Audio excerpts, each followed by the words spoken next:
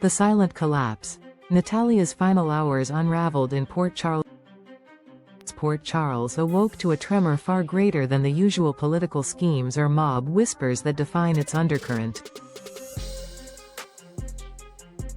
Natalia's death, sudden, surreal, and shrouded in ambiguity, shook both the Corinthos family and the city's powerful elite to their core. In a community so often plagued by violence, her passing was oddly quiet, a mystery born not from bullets or bloodshed, but from the silence of a bedroom and a truth buried beneath assumptions. What first seemed like foul play evolved into something more haunting, the consequence of despair left unspoken. On the surface, Natalia's passing appeared suspicious enough to demand immediate intervention. As a high-profile figure with links to multiple powerful Port Charles players, including Sonny Corinthos, it was inevitable that speculation would run rampant. Her connection to Sonny, both professional and personal, had been under increasing scrutiny in recent weeks. Whispers about their past had resurfaced, particularly after recent public confrontations and unresolved tensions from the days of old. Some believed there were secrets too deep to stay buried. Others feared her death would ignite another war in a city already teetering on the brink. When authorities arrived at the scene, there were no visible signs of injury. No bruises, no trauma, nothing to suggest that Natalia had met a violent end. It was this absence of immediate evidence that prompted the Port Charles Police Department to tread carefully.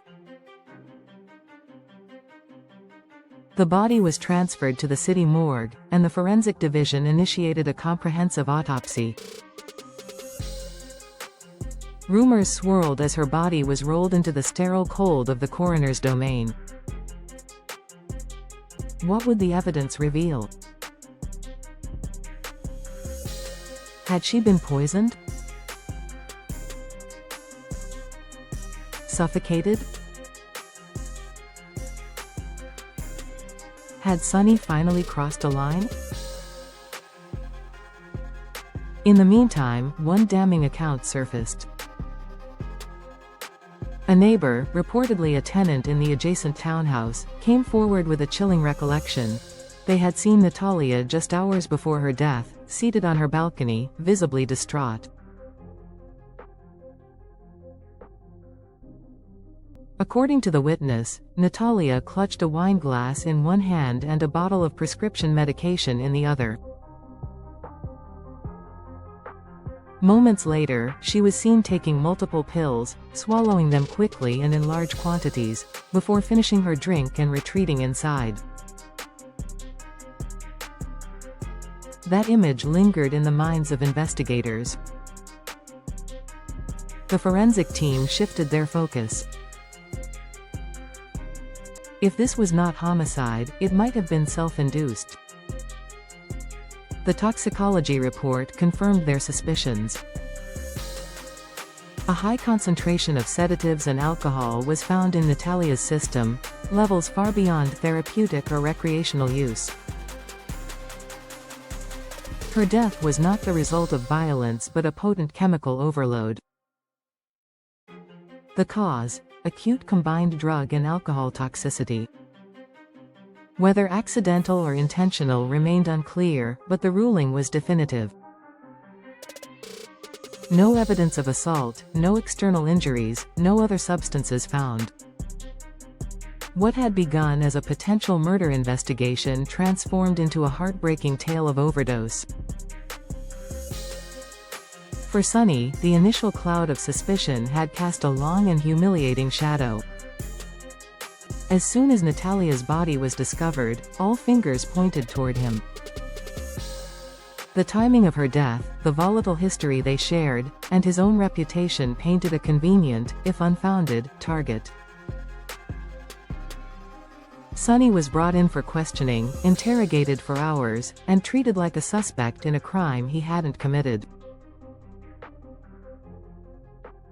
Port Charles has never been kind to Sonny Corinthos, but this time the accusations cut deeper, attacking not just his past but the character he had fought to reform in recent years.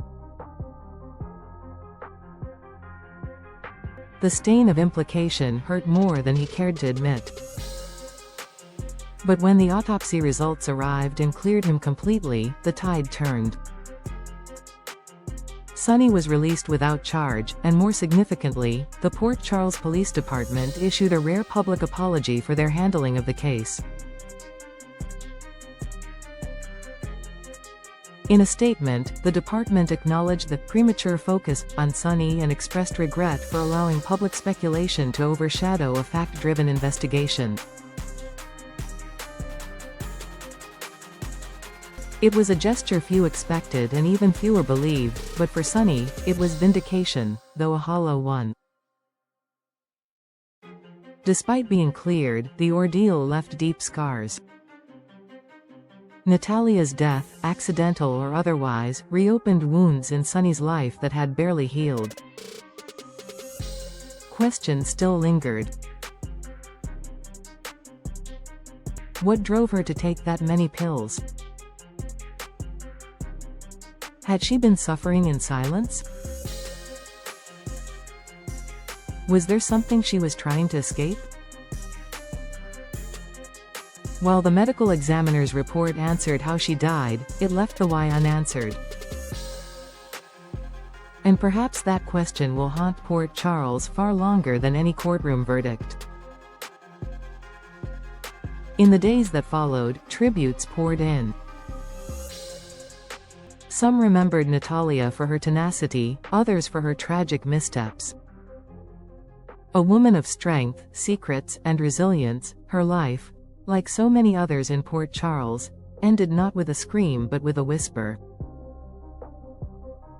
And as the city slowly resumed its rhythm, the echoes of her final moments remained, reminding everyone that not all tragedies leave behind bruises or bullet holes.